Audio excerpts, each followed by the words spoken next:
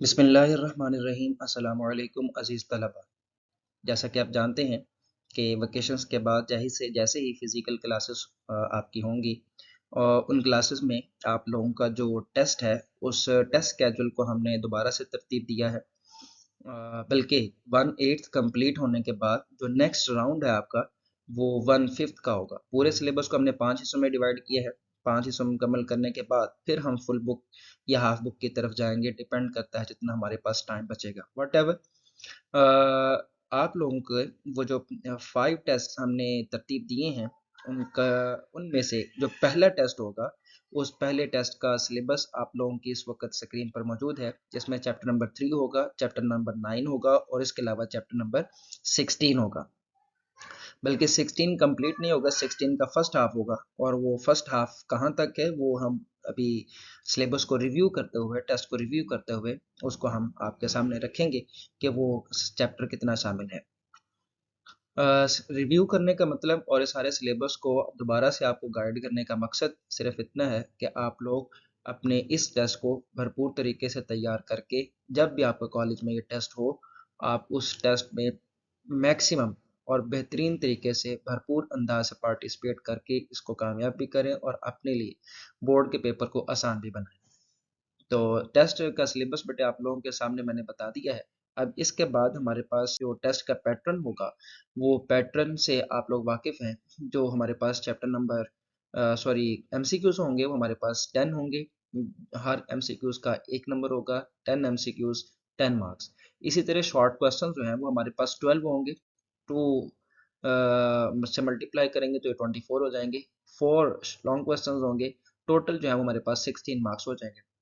Dear students, अब इसमें अगर हमने लॉन्ग क्वेश्चन या शॉर्ट क्वेश्चंस को जो है वो चेंज करना हुआ, फॉर एग्जांपल हमें लॉन्ग क्वेश्चन 4 की बजाय 2 करने हुए और बाकी जो है वो हम शॉर्ट क्वेश्चंस को बढ़ाना हुआ, तो बहरहाल यहाँ पर अगर कोई चेंजिंग दरकार हुई तो वो आपको टेस्ट से पहले आगाह कर दिया जाएगा।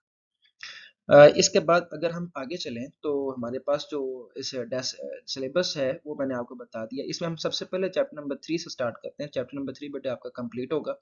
एमसीक्यूज रेलिवेंट होंगे, एक्सरसाइज में से होंगे। जो आपके पास बुक है, जिस बुक से आप तैयारी करते हैं, वही बुक आप एमसीक्यूज के लिए इस्तेमाल करेंगे।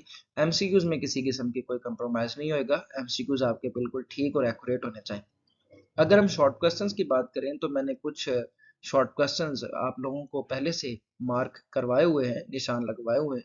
वही शॉर्ट क्वेश्चंस यहाँ पर मैं दोबारा से कंसल्ट करूँगा, दोबारा से आपके सामने रखूँगा ताकि आप लोग उसको वेरीफाई भी कर सकें और उन्हीं शॉर्ट क्वेश्चंस को तैयार कर सकें। जैसे कि मिसाल के तौर पर थर्ड चैप्टर से स्टार्ट करें तो हमारे पास जो है वो पिकुलियर बिहेवियर ऑफ बोरॉन, ये हमारे पास एक जो है शॉर्ट क्वेश्चंस के शक्ल में पिकुलियर बिहेवियर ऑफ बोरॉन पूछा जा सकता है। इसी तरह बोरेक्स के बारे में पूछा जा सकता है कि बोरेक्स क्या है। तो बोरेक्स के बारे में आपने वही उसी तरह बताना है कि ये मिनरल है, इसका केमिकल फार्मूला क्या है और ये साल्ट है, किस एसिड का साल्ट है, लाइक दैट। इसी तरह कमर्शियल प्रिपरेशन ऑफ बोरेक्स, ये स्टूडेंट्स आपको मैंने दो प्रिपरेशन इसकी करवाई हुई हैं। एक फ्रॉम कोलमेनाइट है और दूसरी फ्रॉम ऑर्थोबोरिक एसिड है। तो दोनों प्रिपरेशन आपने इसमें तैयार करनी। एक्वा सॉल्यूशन जो होता है बोरेक्स का, वो लिटमस पेपर को ब्लू कर देता है क्योंकि ये अल्कलाइन नेचर होता है। तो आपने इस बात को भी प्रूव करना है। ये भी शॉर्ट क्वेश्चन की शक्ल में आपने इसको तैयार करना है। इसके बाद हम प्रिपरेशन ऑफ बोरिक एसिड की तरफ चले लेबोरेटरी में। तो इसके मेथड्स जो आपको निशान लगवाए वो करवाए वो आपने करने। इसी तरह बेटे physical properties of boric acid, ये भी आपने करनी है, निशान लगवाया हो, आपने याद किया हुआ है। तो मैक्सिमम जो है वो आप जितनी भी चाहें करें, लेकिन मिनिमम जो है वो आपको 4 इसकी फिजिकल प्रॉपर्टीज जो हैं वो पता होनी चाहिए। बोरक्स जो है वो सर्व करता है वाटर सॉफ्टनिंग एजेंट के तौर पर। कैल्शियम और मैग्नीशियम के आयंस पानी को हार्ड करते हैं। Borax can be use to remove these ions. ये अपनी इक्वेशंस के साथ इसको शॉर्ट क्वेश्चन को तैयार करना है। Borax bead test, very important short question. इसको आपने पहले नंबर पर इसका ऑब्जेक्टिव बताना है कि इसको आइडेंटिफिकेशन के लिए इस्तेमाल किया जाता है, specially ions, coloured ions of transition elements. इसी तरह फिर इसका आपने प्रोसीजर बताना है और आखिर पर रिजल्ट्स बताने हैं, एग्जांपल देनी है कॉपर वाली।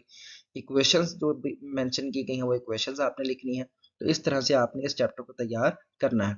इसके अलावा अगर हम आगे देखें तो हमारे पास है effect of heat on orthoboric acid. Boric acid को हीट करें तो क्या इस पर फर्क पड़ता है। वाटर मॉलिक्यूल्स रिमूव होते हैं, वो डिफरेंट एसिड्स मजीद बनते हैं। 3-4 इक्वेशंस आपने इसमें लिखनी है।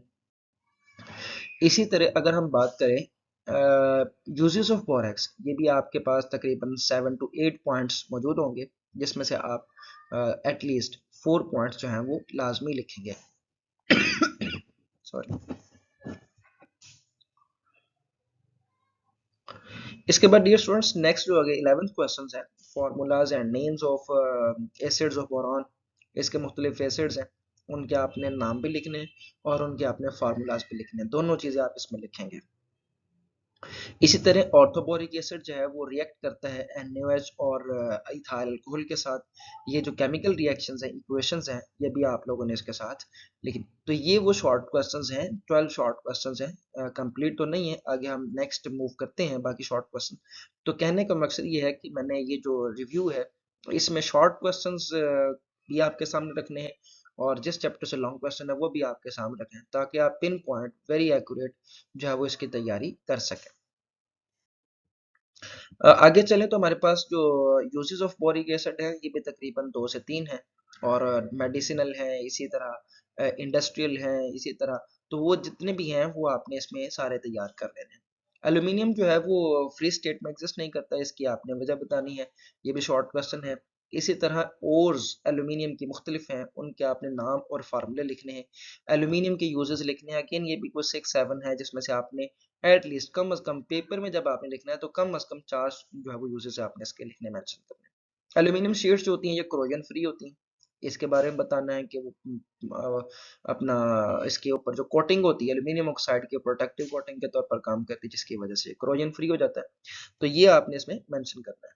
इसी तरह एल्यूमिनियम जो है वो अल्कलीज, एसिड्स और ऑक्सीजन, ये बेटा रिएक्शंस पूछे गए हैं, इक्वेशंस जो है वो आपने इसमें मेंशन करनी है। पिकुलियर बिहेवियर ऑफ कार्बन, तो कार्बन के पिकुलियर बिहेवियर के हवाले से जो पॉइंट्स हैं ये आपने 3-4 मेंशन करने हैं। और जो कॉमन प्रॉपर्टीज हैं पूरे की, ये मेरा ख्याल है कि 4 ही पॉइंट्स बने हुए हैं आपकी किताब पर जहां से हम तैयारी कर रहे हैं, तो वही 4 पॉइंट्स आप इसमें मेंशन करेंगे। Carbon monoxide is polar in nature, तो ये भी वेरी इंपॉर्टेंट शॉर्ट क्वेश्चन है जी, इसको भी आपने पोलर नेचर के हवाले से गाइड करना है, क्योंकि इसमें डायपोल मूवमेंट्स कैंसिल नहीं होती। तो इसकी जो डायपोल मूवमेंट है उसकी वैल्यू बतानी है आपने, डायरेक्शन बतानी है और इसकी पोलैरिटी को प्रूव करना है। आगे चलें तो कार्बन डाइऑक्साइड, ये भी वेरी इंपॉर्टेंट क्वेश्चन है, बोर्ड के पेपर में रिवाइज होने वालों में से है कि जो नॉन पोलर है नेचर, इसकी वजह बताएं तो एक्चुअली इसमें 2 डाइपोल मोमेंट्स ऑब्जर्व की जाती हैं which are opposite to each other. Vector से एक दूसरे को कैंसिल कर रहे हैं, लिहाजा डाइपोल मोमेंट जीरो हो जाएगी। बॉन्ड्स पोलर हैं लेकिन मॉलिक्यूल नॉन पोलर है। इसी तरह एसिडिक कैरेक्टर के हवाले से कार्बन डाइऑक्साइड को जब हम वाटर में ऐड करते हैं तो वो कार्बोनिक एसिड बनाता है, जो कि इस बात का प्रूफ है कि ये एसिडिक इन कैरेक्टर है। तो ये इस तरह से करके आपने वो, मैं इसके इनके जो आंसर्स हैं वो कंप्लीट तो यहाँ पर आपके सामने नहीं रख रहा, सिर्फ शॉर्ट क्वेश्चंस आपके सामने नॉमिनेट कर रहा हूँ, वेरीफाई कर रहा हूँ, जो कि आप लोग तैयार करेंगे। आंसर्स आप लोगों के पास मौजूद हैं, वहीं से आप समझाए भी हुए हैं, आपने याद भी किए हैं, बल्कि 2-3 दफ़ा हम इसको जो है वो टेस्टों में लिख भी चुके हुए हैं। तो सिर्फ रिकॉर्ड करने का मकसद ये है कि आप लोगों को याद दहानी करवाई जाए।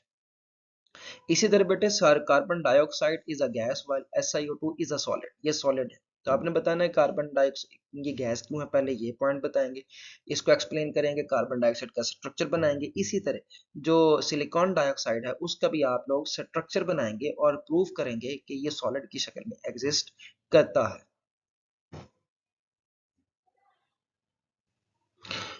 इसी तरह बेटा विट्रियस सिलिका जो क्वेश्चन है, इसके बारे में आपने बताना है कि विट्रियस सिलिका क्या है, कैसे बनता है और इसके यूजेस क्या क्या है, इंपॉर्टेंट क्यों है।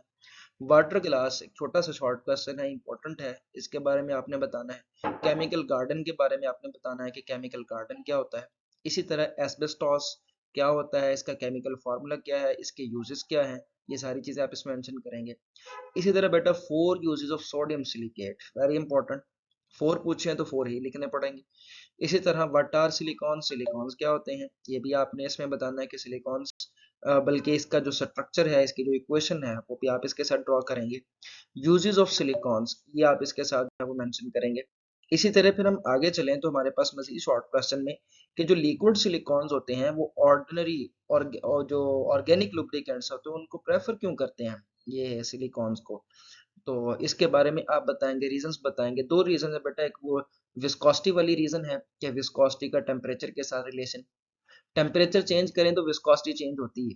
तो ऑर्गेनिक लुब्रिकेंट्स के केस में ये ज़्यादा होती है चेंज, जबकि लिक्विड सिलिकॉन्स के केस में टेम्परेचर का कोई ख़ास फ़र्क नहीं पड़ता as compared to organic lubricants. इसी तरह बेटा दूसरा जो है वो आपने वो रिएक्शंस के बारे में बताना है कि रिएक्टिविटी, जो लिक्विड सिलिकॉन्स होते हैं ये रिएक्ट नहीं करते, इनर्ट होते हैं, इनकी ऑक्सीडेशन नहीं होती, जबकि दूसरी जानब और जो ऑर्गेनिक लुब्रिकेंट्स हैं उनकी हो जाती। सो दीज आर, ये कम से कम दो रीजन जो हैं वो आपने इसमें मेंशन करने हैं। और सेमीकंडक्टर क्या होते हैं, इनके यूजेस क्या हैं, सेमीकंडक्टर्स के हवाले से शॉर्ट क्वेश्चन जो आपको मार्क करवाया हो वही आपने करना है।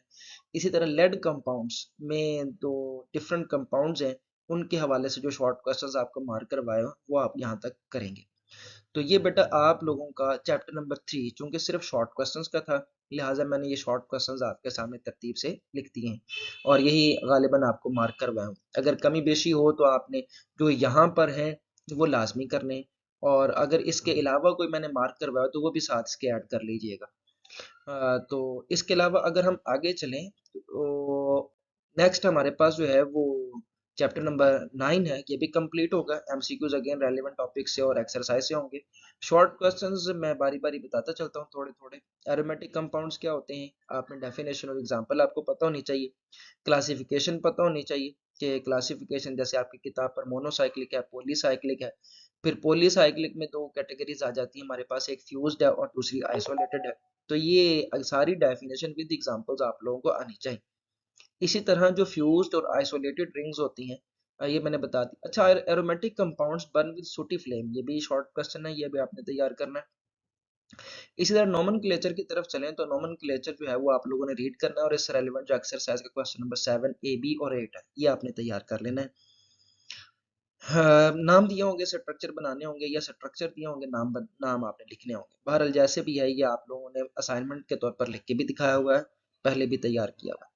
Benzene is given a cyclic structure, cyclic structure क्यों है बेंजीन का, इसके बारे में आपने जो है वो बताना है, प्रूफ देने हैं, एटलीस्ट 2 से 3 दे दें। इसी तरह फिर अगला क्वेश्चन भी यही है कि साइक्लिक स्ट्रक्चर क्यों है, प्रूफ करें। कैलकुलस स्ट्रक्चर, कैलकुलस स्ट्रक्चर के हवाले से बेटे दो शॉर्ट क्वेश्चन बन सकते हैं। नंबर 1 के कैलकुलस स्ट्रक्चर में उसने जो हेक्सागोनल और साइक्लिक स्ट्रक्चर को प्रूव किया था, उसके जो दो आर्ग्यूमेंट्स हैं कि only one mono substituted product और जो डाई सब्स्टिट्यूट प्रोडक्ट होते हैं वो 3 होते हैं, ये इसका प्रूफ। और दूसरा जो 3 डबल बॉन्ड्स है उसका जो प्रूफ है, ये दूसरा शॉर्ट क्वेश्चन बन सकता है। तो ये यहाँ से आपने इस तरह से शॉर्ट क्वेश्चंस को करना है। तो ये आप लोगों के शॉर्ट क्वेश्चन है कैलकुलस स्ट्रक्चर के हवाले से हो गए। इसके अलावा अगर हम कैलकुलस स्ट्रक्चर से आगे चलें तो आपको पता है कि हमारे पास वो एक्सरे स्टडी ऑफ बेंजीन वाला एक इंपॉर्टेंट शॉर्ट क्वेश्चन है, जिसमें आप वो स्ट्रक्चर बनाएंगे भी और लेबल भी करेंगे, बॉन्ड एंगल भी लेबल करेंगे, bond length carbon to carbon, carbon to hydrogen. Objection to calculus structure very important short question, इसमें 2-3 ऑब्जेक्शन जो है वो आप लोग इसमें लिखेंगे।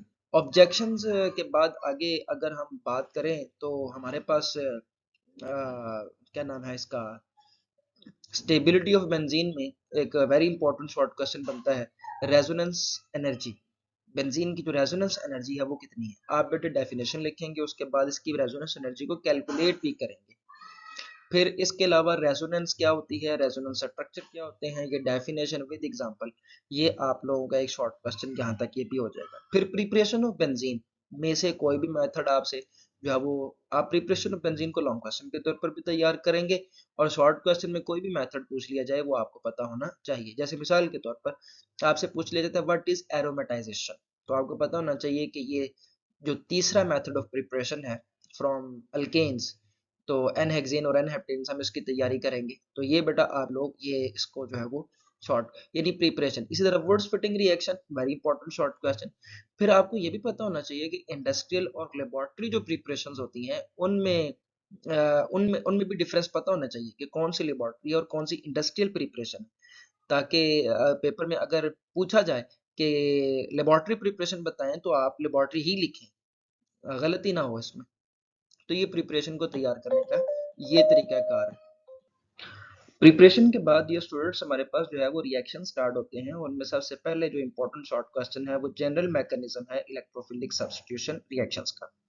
तो इलेक्ट्रोफिलिक सब्स्टिट्यूशन रिएक्शन का जो जनरल मैकेनिज्म है जिसके 2 स्टेप हैं वो आप लोगों ने भरपूर प्रैक्टिस करवाई, तकरीबन 2 से 3 दफ़ा प्रैक्टिस आप लोगों की क्लास में करवाई हुई है और आपने ज़ुबानी लिख कर देखे हुए हैं सारे मैकेनिज्म्स और ये सारी। तो इसको आपने एक दफ़ा फिर लिख कर देख लेना ज़ुबानी, ताकि रिफ्रेश हो जाए।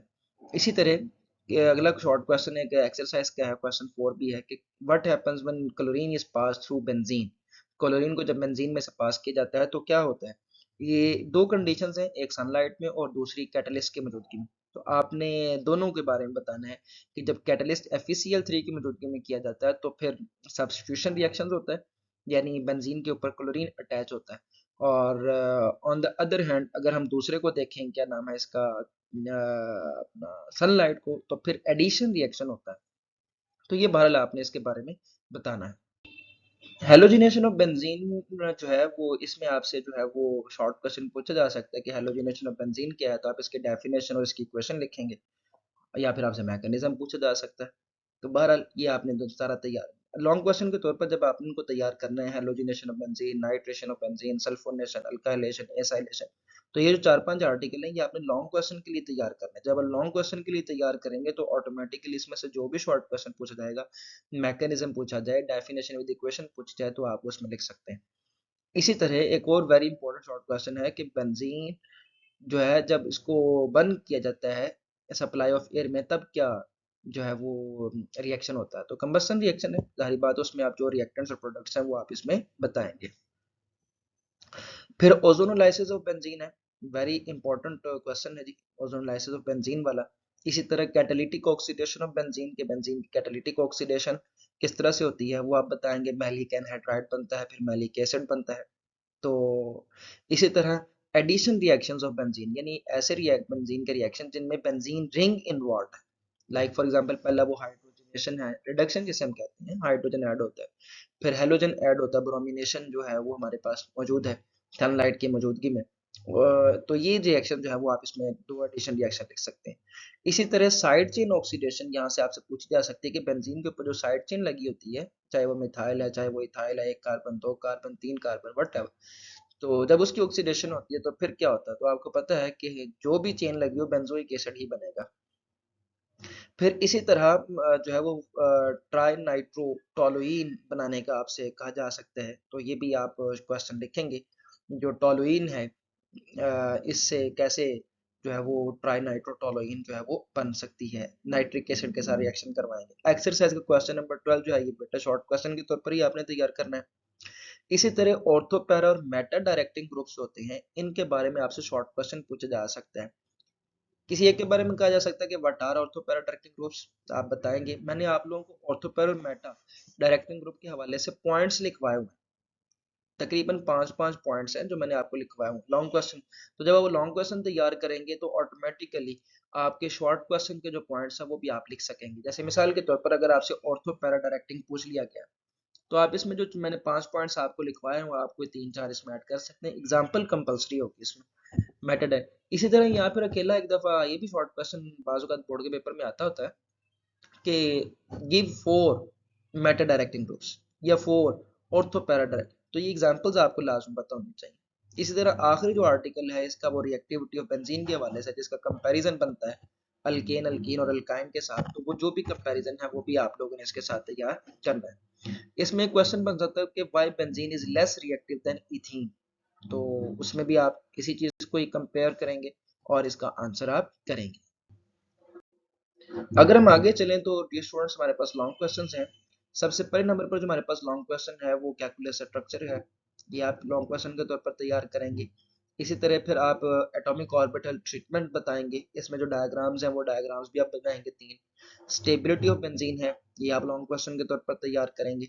इसी तरह प्रिपरेशन ऑफ बेंजीन मैंने अभी शॉर्ट क्वेश्चन को डिस्कस करते हुए आपको बताया। इसी तरह फिर इसके बाद हेलोजिनेशन, नाइट्रेशन, सल्फोनेशन है, इसके अलावा फ्राइडल क्राफ्ट्स रिएक्शन है। तो ये मैकेनिज्म तो इस चैप्टर से बहुत इंपॉर्टेंट है जो कि लॉन्ग क्वेश्चन की शक्ल में पूछे जा सकते हैं। इसी तरह फिर यहाँ पर जो है वो orientation in electrophilic substitution reaction जिसमें ortho para meta directing group है, ये आप। हाँ, तो ये ओरिएंटेशन, इसके अलावा हमारे पास स्टूडेंट्स एक और इस तरह से क्वेश्चन जो कि आपकी एक्सरसाइज का भी है कि detail out 3 reactions in which benzene जो है वो बिहेव करता है सैचुरेटेड और 3 ऐसे रिएक्शंस बताने हैं जिसमें बेंजीन बिहेव करता है अनसैचुरेटेड। तो आमतौर पर तो बोर्ड के पेपर में 2 पूछे जाते हैं, लेकिन एक्सरसाइज में 3। तो बहरहाल ये आपने 2 जो हैं वो 3 वो रिएक्शंस लिखने हैं जिसमें बेंजीन सब्स्टिट्यूशन रिएक्शन देते हैं, और 3 ऐसे लिखने हैं जिसमें बेंजीन जो है वो एडिशन रिएक्शन देता है। तो इस तरह से जो है वो ये क्वेश्चन मैकेनिज्म लिखने की जरूरत नहीं होगी, सिर्फ वो रिएक्शंस लिखने हैं सिर्फ, यानी जिनमें सब्स्टिट्यूशन हो रही है या फिर जिनमें एडिशन हो रही है, सैचुरेटेड और अनसैचुरेटेड बिहेवियर जो है वो बताया जा रहा है। इसके अलावा अगर हम 9 चैप्टर के अलावा चैप्टर नंबर 16 की तरफ चलें, तो चैप्टर नंबर 16 के जो हमारा सिलेबस है वो मैंने बताया जैसा कि फर्स्ट हाफ जो है वो शामिल होगा। कितने शॉर्ट क्वेश्चन शामिल होंगे वो भी आपके सामने आ जाते हैं। एमसीक्यूज अगेन बेटर जो रेलिवेंट होंगे और एक्सरसाइज के होंगे वही इसमें शामिल किए जाएंगे, एक्सरसाइज और रेलिवेंट एमसीक्यूज। इसी तरह जो है वो शॉर्ट क्वेश्चंस जो आप लोगों को मार्क करवाए गए हैं वही शॉर्ट क्वेश्चंस आपने करने हैं, जिनमें पहले नंबर पर पूछा जाएगा कि इन्वायरमेंटल केमिस्ट्री क्या है और इसके कंपोनेंट्स बताएं। तो आप इन्वायरमेंटल केमिस्ट्री की डेफिनेशन लिखेंगे और डेफिनेशन के बाद इसके कंपोनेंट्स बताएंगे, जो कि इसके 4 कंपोनेंट्स हैं, लाइक लिथोस्फेयर, इसी तरह फिर वो क्या नाम है इसका, मीजोस अपना हाइड्रोस्फेयर है, लिथोस्फेयर है, और एटमॉस्फेयर है, बायोस्फेयर है, ये आप बताएंगे। फिर अगले शॉर्ट क्वेश्चन भी यही है तकरीबन कि हाइड्रोस्फेयर के बारे में बताएं, हाइड्रोस्फेयर पर नोट लिखें। तो आप बताएंगे हाइड्रोस्फेयर में कौन कौन सी बॉडीज शामिल हैं, और फिर हाइड्रोस्फेयर में उनकी परसेंटेज क्या है, फिर कंजप्शन यूजेज क्या है, कितने परसेंट यूज होता है इंडस्ट्री में, अपना क्या नाम है डोमेस्टिक पर्पस, एग्रीकल्चर में। इसी तरह लिथोस्फेयर और इसकी कंपोजिशन के बारे में बताना है कि लिथोस्फेयर क्या है, लिथोस्फेयर की अपना कंपोजिशन क्या है, कौन कौन से एलिमेंट्स हैं, इस तरह से। फिर इसी तरह हमारे पास है एटमॉस्फेयर जो है, इस पर आपने शॉर्ट नोट लिखना है, एटमॉस्फेयर क्या है, इसमें कौन कौन सी गैसेस मौजूद हैं, इन गैसेस का रोल क्या है, परसेंटेज क्या है। इसी तरह फिर हमारे पास है बायोस्फीयर और इकोस्फीयर, इनमें डिफरेंस भी पूछा जा सकता है और इनके बारे में पूछा भी जा। बायोस्फीयर में तमाम वो जगह, तमाम वो चीज़ें शामिल हैं जो कि हैबिटेबल है, जहाँ पर रिहाइश मुमकिन है। इसी तरह इकोस्फीयर है जो है वो बायोस्फीयर का एक स्मॉलर यूनिट है। इसी तरह आपने फिर पूछा जा सकता है कि जो टेम्परेचर है उसकी वेरिएशन कैसे है स्ट्रेटोस्फेयर में और ट्रोपोस्फेयर में। स्ट्रेटोस्फेयर और ट्रोपोस्फेयर में टेम्परेचर की, ट्रोपोस्फेयर जो है ये पहली लेयर है जमीन से, जो जो कि अर्थ क्रस्ट से जिसका आगाज हो रहा है, सरफेस ऑफ अर्थ से जिसका आगाज हो रहा है।